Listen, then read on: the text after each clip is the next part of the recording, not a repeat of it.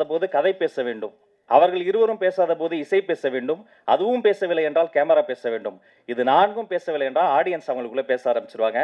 ஒரு நல்ல படத்தை பற்றி நாடே பேச வேண்டும். அப்படிப்பட்ட ஒரு நல்ல மனிதர், அவருடைய படத்தை பற்றி மட்டுமல்ல, நல்ல படைப்புகள் எங்கு வந்தாலும் ஓடி வந்து நிற்கக்கூடிய ஒருவர். எல்லாரும் நீலவானத்தை பார்த்து கவிதை எழுதிய போது வானம் ஏன் நீளமா இருக்குன்னு யோசிச்சார் ராமன். அதற்கு அவருக்கு நோபல் பரிசு கிடைச்சது. அதற்கான காரணம் கல்வி. எல்லாரும் வாழ்க்கையில் எதையாவது சாதிக்கணும்னு ஓடுகிற பொழுது சாதாரண மக்களும் எதையாவது சாதிக்கணும் என்று ஓடக்கூடிய ஒருவர் மக்கள் செல்வன் விஜய் சேதுபதி அவர்களே. அன்புடன்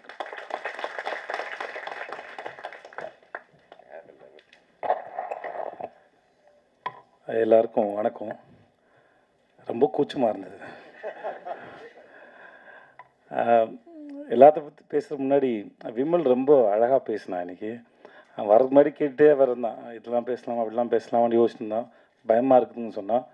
ஆக்சுவலாக 100க்கு 100 மார்க். நீ ஜாலியாக பேசினா கேட்குறதுக்கு எல்லாம் இவ்வளோ பேர் ரசித்து கைத்தட்டி சிரித்து தான் அதோட உனக்கான ரிசல்ட்டு. நீ தயவுசெஞ்சு இன்னும் சிறப்பாக பேசு.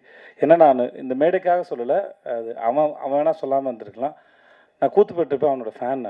அவன் அவ்வளோ பிரமாதமாக நடிப்பான். நான் அவன்கிட்ட சொல்லியிருக்கேன். நான் அது எல்லாரும் சிறந்த நடிகர்கள் தான் கூத்துப்பட்டில். ஆனால் ஒரு சிலரை எனக்கு ரொம்ப பிடிக்கும். விமல் ரொம்ப பிடிக்கும். பாபுன்னு ஒருத்தர் இருந்தார், சாந்தகுமார் ஒருத்தர் இருந்தார், குரு சோமசுந்தரம், அப்புறம் முருகதாசன் ஒருத்தர். இவங்கெல்லாம் வந்து நான் அவங்களோட விதார்த்து, அவங்களோட பெரிய ஃபேன். அவங்க நடிக்கும்போது பார்க்குறதுக்கு அவ்வளோ அழகாக இருக்கும். அவ்வளோ பிரமாதமான ஆக்டர். இந்த படம் இந்த சார் வந்து விமலுக்கு வந்து மிகப்பெரிய ஒரு கம்பேக்காக இருக்கும் நான் முழுமையாக நம்புகிறேன். அது இந்த மேடையிலேருந்து தொடங்கிடுச்சு. உனக்கு வாழ்த்துக்கள். ரொம்ப நன்றி. ரொம்ப நல்ல படம். அப்புறம் இப்போ எனக்கு தடுமா இருக்குது.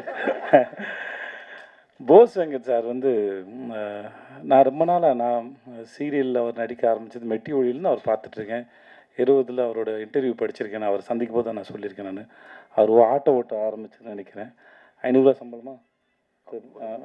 ஓகே, நான் கூட சொல்லிட்டேன் போல இருக்குது.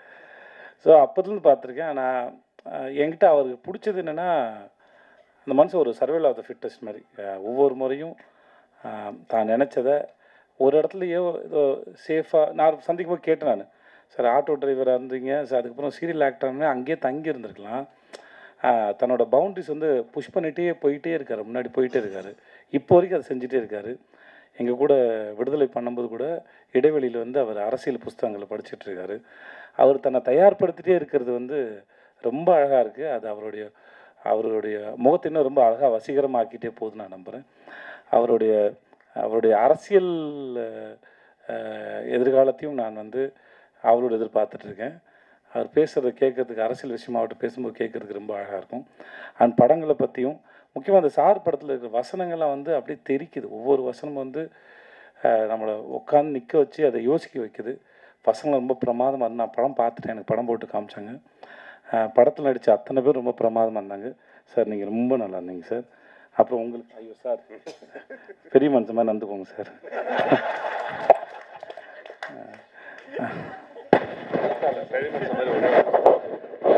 எல்லாருக்கும் ஒரு இது வரைக்கும் வெளியே வராத செய்தி. இவருக்கு பர்மிஷன் கேட்டு தான் சொல்லணும், டைரக்டர் பர்மிஷன் கேட்டு தான் சொல்லணும். ஆனாலும் நான் சொல்கிறேன், ஏன்னா இப்போ இவர் விளையாட்டாக சொன்னதுனால இவருக்கு அப்பாவாக ஒரு படம் நடிக்க போகிறேன். அதனால தான் நான் வந்து பெரிய மனுஷத்தனமாக நடின்னு சொல்கிறாரு அப்படின்னு நினைக்கிறேன். விளம்பர இடைவெளிக்கு பிறகு மீண்டும் தொடருவோம்.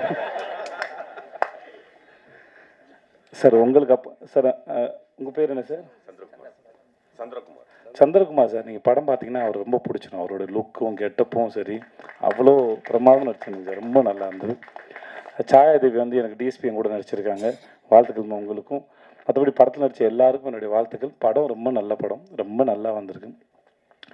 படத்தோட கடைசி ஆஃப்னர் வந்து நான் ரொம்ப அங்கே கடைசி ஆஃப்னர் வந்து போகிறதே தெரியல. முடித்து அந்த கிளைமேக்ஸ் வந்து நம்ம எல்லாருக்கும் அவ்வளோ திருப்தியான கிளைமேக்ஸாக இருக்கும். நம்ம இந்த படத்தை திரும்பி பார்க்கணுங்கிற எண்ணத்தையும் இந்த படம் ஏற்படுத்த நான் நம்புகிறேன்.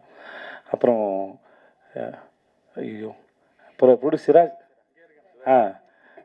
எனக்கு இந்த ஆளை ரொம்ப பிடிச்சிருக்கு. அவரோட கண்ணு ரொம்ப நல்லா இருந்தது. படம்னு சொன்னாங்க, அப்படி தெரியல. அந்த கேரக்டரை ரொம்ப கேஷுவலாக ரொம்ப கூலாக அழகாக ஹேண்டில் பண்ணியிருந்தார். மியூசிக் டைரக்டர் சித்து, உங்களோட மியூசிக் ரொம்ப நல்லா இருந்தது. உங்களுக்கு வாழ்த்துக்கள் சார். அந்த படிச்சுக்கிறோம் பாடல் ரொம்ப பிரமாதமாக இருந்தது சார். ரொம்ப பிரமாதமாக சார். ரொம்ப நன்றி சார். இங்கே வந்தவங்க அத்தனை பேருக்கும் நன்றி, வாழ்த்துக்கள். நன்றி.